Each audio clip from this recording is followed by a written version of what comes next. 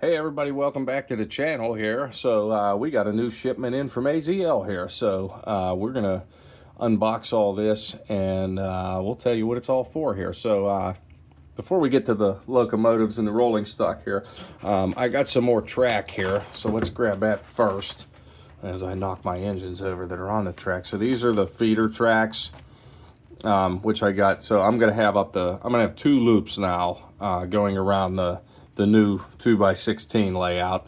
So we have these for our feeder tracks because each loop, once I get up to 4 of them total is the plan, each loop is going to have 4 power leads going to it. So I got these 220s here. This is just for the outer loop now. I'm not sure I'll need all these, but I will need more 220s anyway, so that's why I figured, well, these are 4-packs, so this is 16 pieces of track here with all this, so should be able to at least get our next loop going, so then we can have a second one to be able to run more trains, because that's what this layout is about here, running 4 trains at once it's all said and done, and maybe even having a switching yard. I haven't completely made my mind up on that yet, so but for right now, we're gonna get these back on the track. First of all, I was running my Erie Lackawanna A and B along with the Conrail GP30 and a Penske E7. So cables I got, so these are Y cables that go into the controllers for the to split the feeder track. So 3 of these per controller is going to be the plan. I have the RCO3 and the RCO. I have 4 of the RCO2s or 5 of them. I can't remember. But eventually it's going to be all RCO3s because they do have the built-in turnout switches. So I may need to get extensions for these. I probably will down the line here. So we'll have those. But you know, at least for now, we can have, once we get the track added on, we can have separate loop. And then here's 4 more feeder cables. I had enough of them lying around, so I figured, well, we can do that to start. So we got that going. So now for the fun part here, this is our new Santa Fe F7 in freight blue. This is my first locomotive that's more on the West Coast, because everything I have is all East Coast and Canada, and I wanted to expand a little bit more with that. So I'm gonna get this unboxed. You can see this is, you know, pure AZL detail here. I just love what they're doing with these things and just the color schemes. So we have that right here. We're gonna get that on the track. And we also have Santa Fe bay window caboose, because if you've been following the stuff with AZL, we've been on the bay window caboose release here. So these were, I'm not sure exactly when these ones came out. I think it was a few months ago. Might have been earlier in 2025, but we got the Santa Fe bay window caboose. So I wish this would have been in the in the freight blue scheme. I'm not sure. I don't think AZL ever made the freight blue cabooses, and I'm not sure if they if they made them in blue, if the actual ones were ever in the color to match these locomotives. But there's this to go with it. And we also have, this is the single and this is the runner pack. There's actually a 2-pack, which I realized after I ordered these ones. But these are our 1917 8,000 gallon tank cars. This is California Dispatch. I was looking for water tankers, you know, whether it's set it on there or just in the description, because we will get to what I mainly bought this locomotive for in a little bit, but I thought water tankers would be more fitting for it. So but these were more universal, so they were used to haul food products and other things. So and again, as always, the AZL detail is just remarkable when it comes to things this small. So let's get these guys on the track here. And I'm going to take my other locomotives off. And we'll give this a good run here. See what we can do with it. I'm already liking the way this looks. These tankers are obviously shorter than the Trinity 31K tankers, because these were the real old style ones. But I did a lot of research on this before I added this to the collection, because I wanted to make sure I got this right, like to be more realistic. And these tankers, they were, 1917. But they used them well into the 70s, and I did find some pictures of some Santa Fe F7s that were pulling these. I found one with the yellow war bonnet, and it had like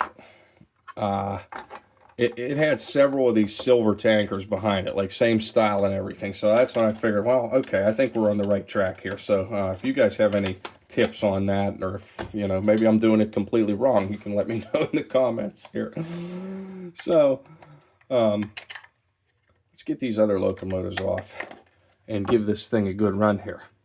Okay, we got it on the track. We got the other train off. So let's flip this on here and see how she runs.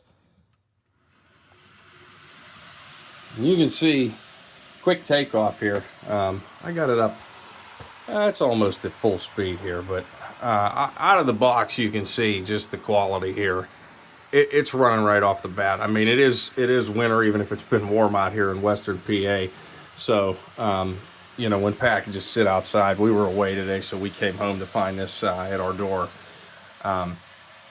So I don't know when the mail came today, and I don't know how long it would have been outside, but even right out of the box, I didn't just bring it in and put it on the track. I did let it warm up for a little while, but even right out of the box, you can see just how awesome these things run. I mean, they're ready to go, and AZL takes great pride in that. And all these locomotives, when you order, they are all tested on the Z-Track, T-Track module layout before they're shipped out. So definitely keep that in mind.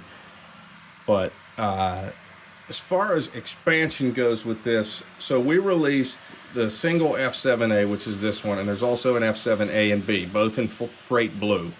So I plan on getting that 2-pack of tankers to match these ones, getting the F7A and B set, and maybe some more tankers. Who knows? I think having the older style tanker train, you might have seen these in the 60s and 70s like this. Just something neat to add on to this. So, but what I really bought this one for is my newest project, which is a kind of a side project along with this one. So let's actually get this one off this track, and I'll show you the next one. So over on this little layout, the new micro layout that we're going to do, if you remember one of my last videos, I talked about the micro trains loop of track that I received from Greg at Trains Gone By, which is a hobby shop in Fort Madison, Iowa. So side note, if you are around that area, please go stop in and see him. Mention my name. But this layout is going to be a Red Rocks type desert scene. I'm going to get some paint and some more scenery and stack up some foam and do some rock carving. All my scenery will be purchased at Esther's Hobby Shop. Definitely check them out, Millville, PA, if you're in the area. And like I mentioned in the last video with Rail Dig and what John's doing over there, that's kind of really given me the idea for trying my hand at rock carving. And you guys have seen my other layouts. I mean, you see the green one there, the snow covered one there, and then the more recent fall themed one that I did. So this will be a completely different theme, same concept, micro layout. I'm doing it like compared to some of these other ones, like this one being on the disc, and this one's more square. This one's got the oval edges and everything, but I wanted more. I didn't want to cut down the base so much, so there was more room for rock carving, and to be able to stack up maybe on the sides, maybe in the middle. Definitely put a water feature in here. I looked around to try to see if I could find some more micro trains track, because I thought about doing this one on a 36-inch width. and expanding with this, but it's just so hard to find microtrains track. I wanted to put a maybe a couple turnouts in, but I think I'm just going to leave it as is. And maybe I'll try that concept with some Rokuhan track and use like the girder bridges that I have like on this layout here, and maybe do another completely different theme on that. So for the first rock carving one, it's going to be more basic. And we'll build it up from there. But as you can see, back to the new train, I mean, it runs just as good on the microtrains track. I think it'll be better once it's glued down, because you can see like where the power leads come in, there is a little bit of a gap. It's not laying completely flat on there. So, but this should be nice. Another layout to display. I think for the base, this is just two pieces of 1-inch foam that are glued together. I might leave the bottom open and actually get some trim pieces to put around the edge, to make it look a little nicer, maybe more of a base. Maybe something like that. I even found like wooden tape that you could go, like wood panel looking tape that you could go around the outside with. So I thought maybe that, I mean, that's a cheaper, not a nice way to do it, but it'll be coming along here. So, and like I always tell you guys with the micro layouts, this is the benefit of Z-Scale and having a layout with the full effect in just a smaller size that you can put pretty much anywhere. I mean, you've seen these other layouts. I'll show you again here. I mean, this is a 17-inch disc. This is 20 by 22 inches, and I actually have the brackets that I could hang this on the wall, because this was an old microwave shelf. And then this one, I had this upstairs recently for the fall, as a decoration. I had it on top of the one shelf in the living room.